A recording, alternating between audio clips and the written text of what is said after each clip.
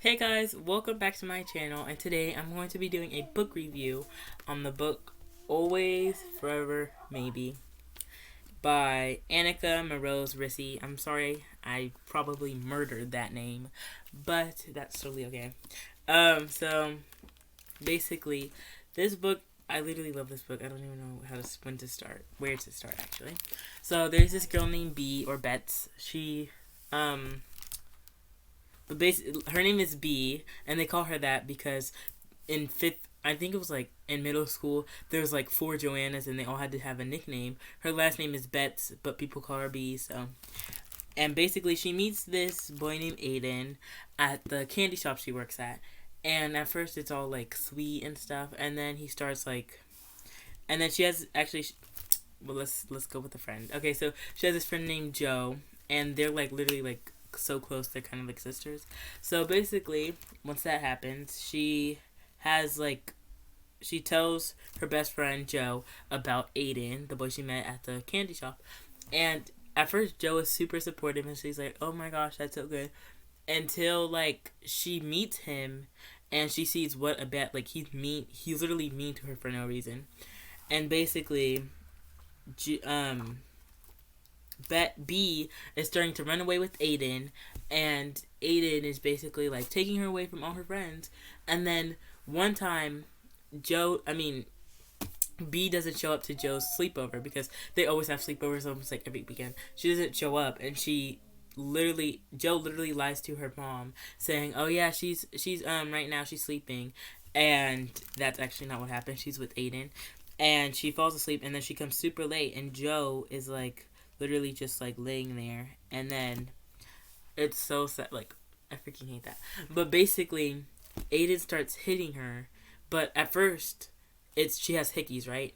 And then Joe was like, "Oh my god, what's on your neck?" And she's like, "Oh," she was like, did he hit you?" And she was like, "No, they're just hickeys."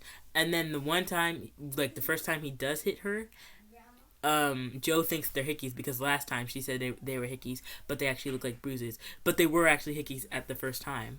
So Joe is like, "Oh, I could just cover that up with some concealer." But that was the first time he actually hit her. And then they go to this dance, and Aiden doesn't want to come. Like, when he first finds out about it, he doesn't want to come and stuff. So B and then the rest of their group just goes. And basically, what happens next is that B is basically like, "Oh yeah, Aiden didn't want to come," and she kisses Joe's brother, which they're twins. Joe and Eric are twins. They're twins. So basically, she kisses Joe's brother Eric, and then Aiden finds out at the dance. No, Aiden doesn't find out.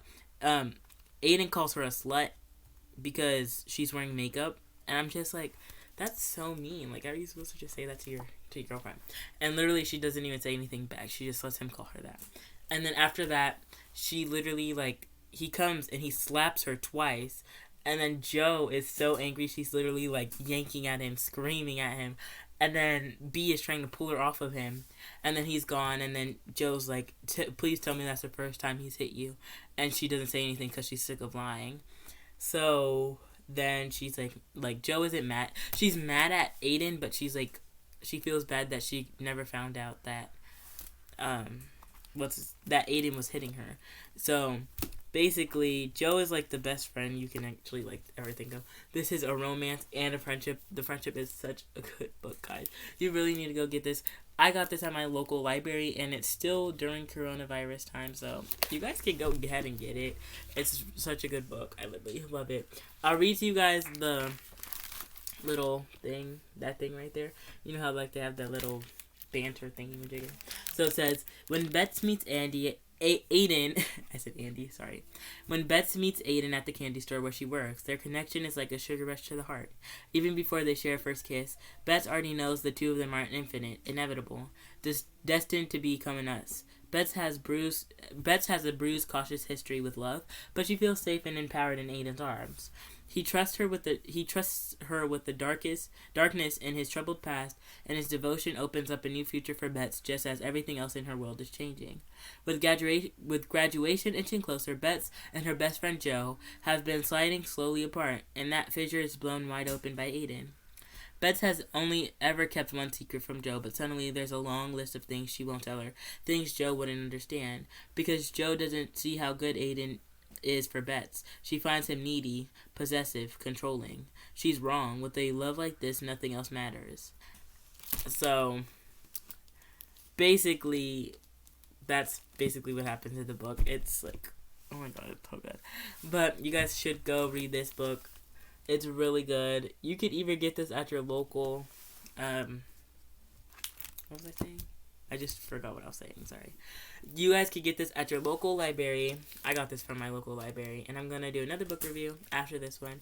But I do have Jazz Band in like a few minutes, like in 4 minutes, guys. I have a Jazz Band in 4 minutes.